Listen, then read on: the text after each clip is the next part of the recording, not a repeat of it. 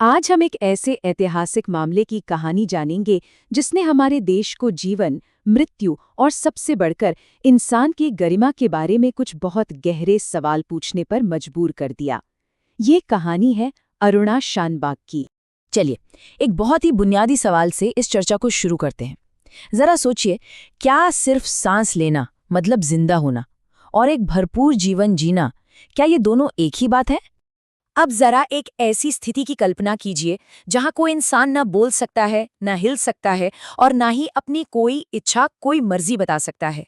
बस एक शरीर है जिसमें शायद जान तो है पर जीवन नहीं। यही इस पूरे केस का केंद्र था। तो फिर सबसे बड़ा सवाल ये उठता है कि क्या ऐसी हालत में किसी को जीने के लिए मजबूर किया जाना चाहिए? ये वो मुश्किल सवाल था जो अरुणा की कहानी ने पूरे देश के सामने खड़ा कर दिया। तो चलिए, कहानी की शुरुआत में चलते हैं और जानते हैं कि उस एक भयानक हादसे से पहले अरुणा शानबाग कौन थीं और उनकी दुनिया कैसी थी। अरुणा शानबाग मुंबई के मशहूर केएम हॉस्पिटल में एक युवा और होनहार नर्स थीं। वो अपनी जिंदगी और अपने काम को लेके बहुत उत्साहित थीं, पूरी लगन से मरीजों की सेवा करती थीं। लेकिन फिर साल था 1973। अस्पताल के ही एक वार्ड बॉय ने उन पर एक इतना क्रूर हमला किया कि उनकी जिंदगी हमेशा हमेशा के लिए बदल गई। इस हमले के बाद अरुणा एक ऐसी मेडिकल कंडीशन में चले गईं जिसे परमानेंट वेजिटेटिव स्टेट कहते हैं। अब इसका मतलब क्या है?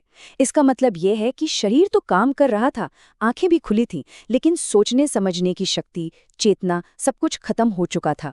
वो अगले 4 दशकों तक इसी हालत में रहीं। कई साल बल्कि दशक बीत गए। अरुणा की खामोशी को तोड़ने और उन्हें इस पीड़ा से मुक्ति दिलाने के लिए एक कानूनी लड़ाई शुरू हुई। 42 साल अरुणा उसी अस्पताल के बिस्तर पर एक जिंदा शरीर में कैद रहीं, बिना किसी आवाज के, बिना किसी मर्जी के। तब अरुणा की दोस्त और पत्रकार पिंकी वीरानी ने सुप्रीम कोर्ट का दरवाजा खटखटाया। उन्होंने अरुणा के लिए दया मृत्यु यानी यूथेनेशिया की याचिका दायर की। उनका तर्क बहुत साफ था, ये अरुणा की पीड़ा को खत्म करने और उन्हें गरिमा वापस दिलाने की एक कोशिश थी।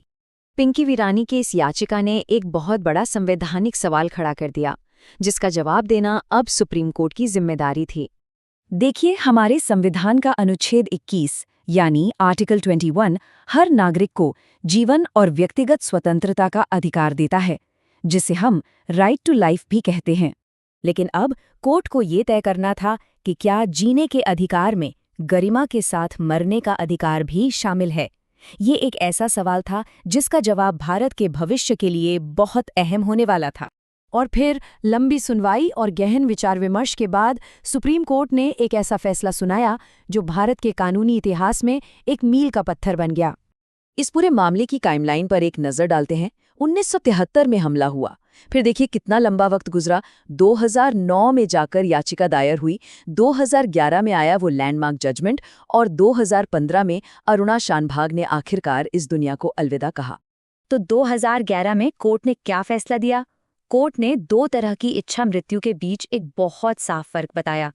पहला, एक्टिव यूथनेसिया, मतलब किसी को इंजेक्शन देके मारना। ये भारत में पूरी तरह से गैर कानूनी है। दूसरा, पैसिव यूथनेसिया, मतलब लाइफ सपोर्ट सिस्टम हटा लेना।